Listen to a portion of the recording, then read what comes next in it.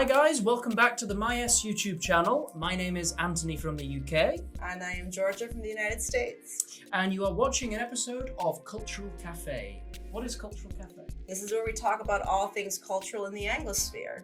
Yeah, and today this is your corner because we're going to be talking about American houses. Yes, I happen to grow up in an American house, so I'm the perfect person to talk about this. Yeah, I've got no experience with this apart from video games, so yeah.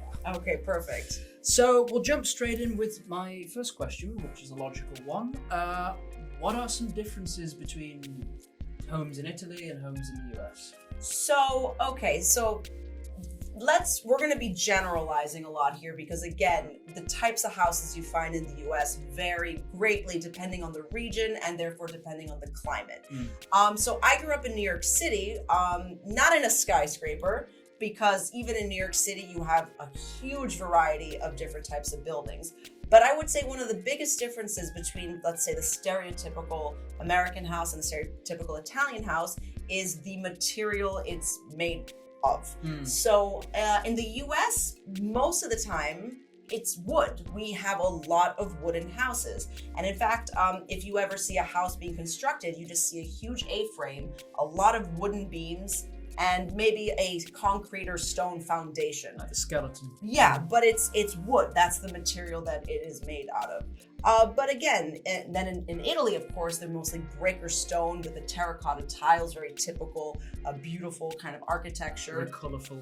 Yeah, exactly. Okay. Yeah, because I think everybody has like a stereotypical image of an American house. I mean, I certainly do, which is like, I think of houses like in the countryside, maybe. The suburbs. Yeah, with a little flag, the porch where people drink the beers. That's like let's, again, generalizing greatly. The typical American suburban house has a front yard, not a garden. That's a UK word. For us, a garden is where you grow things. But a front yard, independent standing house made out of wood with maybe a porch, the American flag, white picket fence, a garage for the car, and yeah. Wow, okay. That brings me to my second question, which is, are movie depictions of American houses accurate? Again, this depends. I mean, I think one of the most iconic American houses would be from the movie Home Alone, right? I mean, I would call that a mansion. That is enormous, right? So, of course, that was shot in a real house. So you can actually visit it, I remember. Yeah, of course. Yeah, it's a real house. So it's accurate in the sense that these places exist. But I think one of the inaccuracies is, let's say in New York City, you have someone whose job would not allow them to purchase a house of that size. Yeah. So in the movies, unless it's like a super gritty, realistic film, you're gonna have a kind of an exaggerated quality of house. They're gonna tend to be a little bit bigger, a little bit more spacious. But one of the things that is accurate, one of the things that Italians always notice is the carpeting. Because sure, I grew up in a house with hardwood floors, but a lot of American houses have wall-to-wall carpets. Not parquet floors. We pretty much have everything. But yeah, we big on carpets. Yeah. Is it because of the temperature maybe, or? I honestly, they're comfy. Because in the UK it's exactly the same. We have carpet. We love it. Do it a lot less because the temperature is colder. And maybe for you in the winter too as well. Could be. I actually don't know why.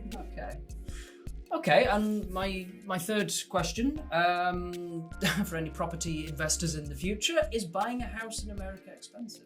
Well, I think that the price of houses is going up everywhere. In the US, it depends where you are. In Manhattan, for example, a very small one-bedroom apartment could be sold for over $1 million. But if you're in, let's say, Arkansas, in a small little town, you could get a very, very nice house for maybe $500,000. A huge house, I'm talking. Easy. It depends where you are, what you want, and the amenities, the location, things like that. Yeah, because I know renting, especially in New York, renting is a house incredibly expensive. Everywhere, renting a house now is all over. Oh yeah, they actually came out with a study where, for the first time ever, there is no place in the United States where you can rent an apartment with a minimum wage job. Excellent. Nowhere in the US. But that's renting, not buying. So basically buying in the US. It's just the most logical decision. If you can afford it, yeah. If you can. Yeah. If not, good luck. Yeah. Yep. That's it. Well, thank you very much. You've just destroyed my investment ideas and hopes. No, but very, very interesting. And yeah, thank you. No problem. So yes, we hope you enjoyed that video. Yes. Be sure to switch on the bell icon to receive notifications when we upload videos. And tell us about your experiences with American houses, if you've had any. Yeah, and like and subscribe for more like this. Thanks, guys. Thanks, guys. See you soon. Bye.